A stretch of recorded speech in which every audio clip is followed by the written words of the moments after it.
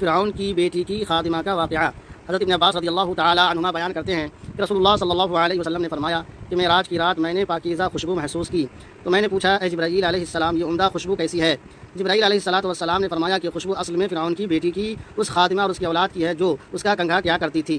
میں نے اس کا حال پوچھا تو جبرائیل علیہ السلام نے فرمایا کہ ایک دن وہ بیٹھی فرعون کی بیٹی کے کنگھا کر رہی تھی کہ اس کے ہاتھ سے اچانک کنگھا گر گیا اور اس نے کہا بسم اللہ۔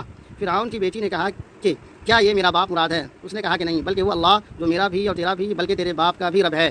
فرعون کی بیٹی نے کہا کیا میرے باپ کے سوا بھی تیرا کوئی رب ہے؟ اس نے کہا ہاں۔ اس نے کہا کہ میں یہ بات اپنے باپ کو بتاؤں گی۔ اس نے کہا کہ ٹھیک ہے جاؤ بتا دو۔ چنانچہ فرعون کی بیٹی نے اپنے باپ کو ساری بات بتا دی۔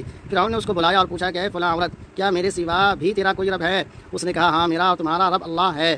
فرعون نے پیتل کی بنی ہوئی ایک گائے لانے کا حکم دیا، چنانچہ وہ لائی گئی، اس میں پانی ڈال کر خوب گرم کیا گیا، پھر اس خادمہ کے بچوں کو ایک ایک کر کے اس میں ڈالا جانے لگا۔ خادمہ نے اس دوران کہا کہ میری یہ خواہش ہے۔ فرعون نے کہا